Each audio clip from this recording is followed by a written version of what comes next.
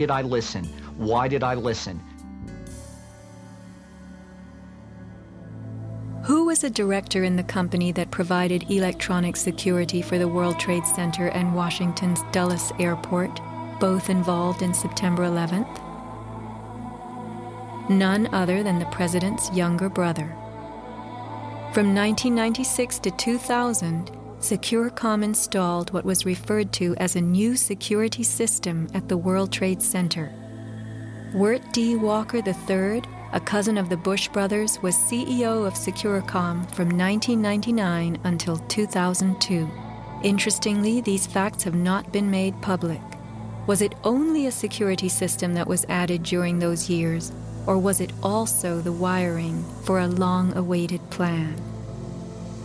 Scott Forbes, an IT specialist in a firm that had leased space in the South Tower since its erection, reported an unprecedented power down in his building for almost the whole weekend prior to 9/11.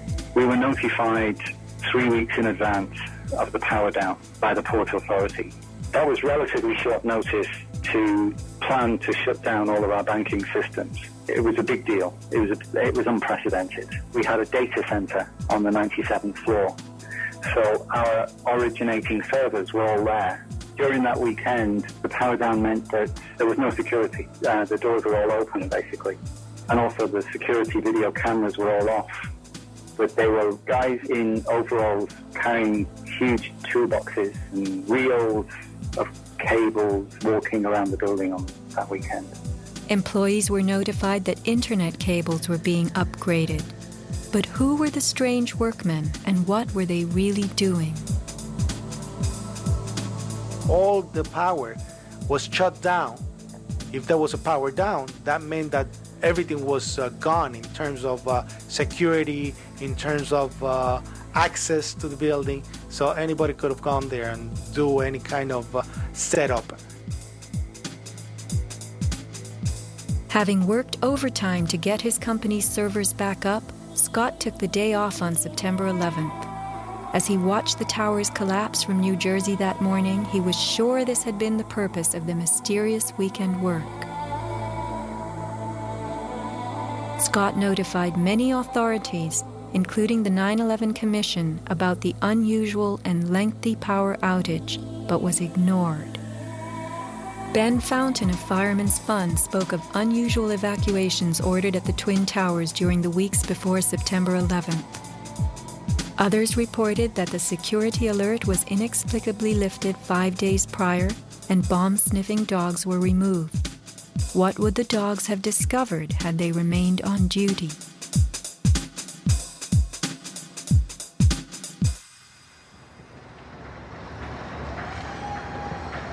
Not long after the disaster, Lower Manhattan saw banners like this one.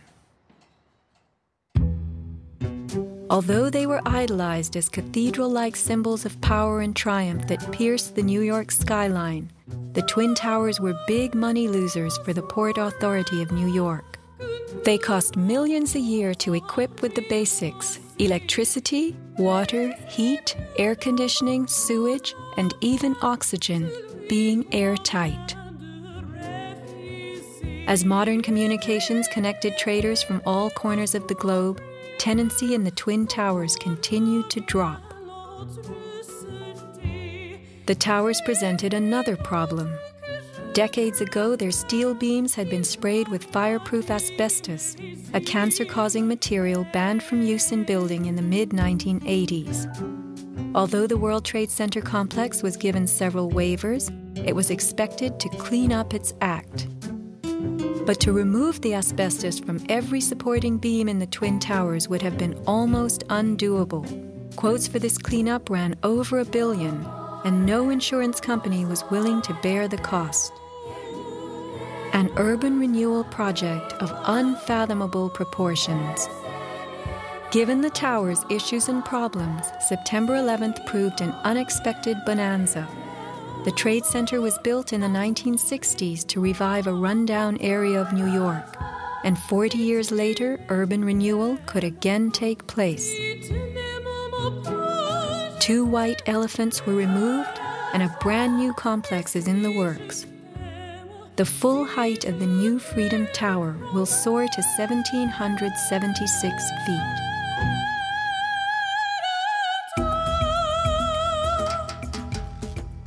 The suffocating dust that engulfed Manhattan was much more than dust.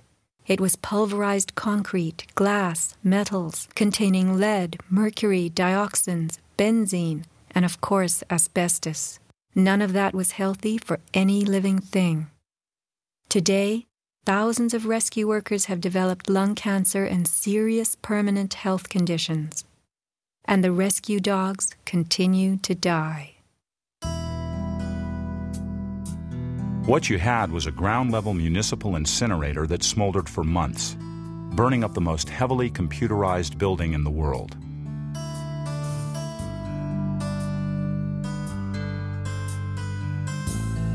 Patients have had black paste coming out of their pores. They have reported bowel movements that are blue or green and have smelled like smoke, despite the fact that they have not been at a fire scene for months. Only 3 days after September 11th, Washington instructed the EPA to declare Manhattan safe and reopen Wall Street, though the air remained toxic. A federal judge is blasting the former head of the Environmental Protection Agency for telling New Yorkers it was safe to return to their homes and offices near Ground Zero soon after the 9/11 attacks. The judge called Christine Todd Whitman's actions, quote, conscience shocking, and refused to grant her immunity. It was documented that the White House ordered EPA to tell these lies, to downplay the seriousness of the environmental hazards. In addition, 9/11 first responders who have fallen ill and applied for aid have been denied.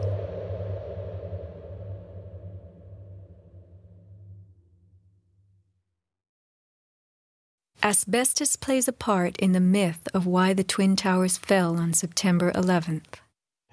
The steel had been sprayed with a lightweight fireproof foam, which, while cheaper, was much less adhesive. The New York Times has reported that the foam fell off easily, and the Port Authority had been fixing and replacing missing sections in the months before September 11th. But even if the fireproofing had been perfectly applied, the impact of the plane crashing into the North Tower was so powerful, it simply blew most of it off, allowing the fire to attack the steel beneath. Once the planes hit, whatever condition it was in before the fact, made no difference because an impact would knock it off and the fire would have devastating effects on the steel. One good smack from a jet plane and the puffs of asbestos are all blown off the steel. Would a few hundred doors slamming do the same thing? Here, the History Channel tells us how, due to poor fireproofing, flames swept through the pockets between floors. As much of the fireproofing had been dislodged on impact, the flames were attacking unprotected steel. When steel is not protected, the strength reduces very fast. When you get to about 1100 degrees Fahrenheit, you lose about half the strength of the steel. The fire inside the towers may have reached temperatures of 2,500 degrees Fahrenheit. The New York Times has reported what happened to those steel floor trusses then. The steel did heat up and it became softer and softer, almost like licorice. And eventually, all the steel had been weakened in this zone. 40 years ago, the steel used to build the World Trade Center was certified by Underwriters Laboratories, a global product compliance and public safety guardian. Let's hear a lone voice that spoke out from this enormous company. My name is Kevin Ryan, and I'm formerly a manager at Underwriters Laboratories. I was fired from my job 5 days after sending a letter to a government scientist at the NIST, questioning the report that the NIST had recently released in October of 2004. I wrote this letter because I had serious questions about what I saw in the report. Those questions went back to September of 2001 when UL's CEO came to our location in South Bend.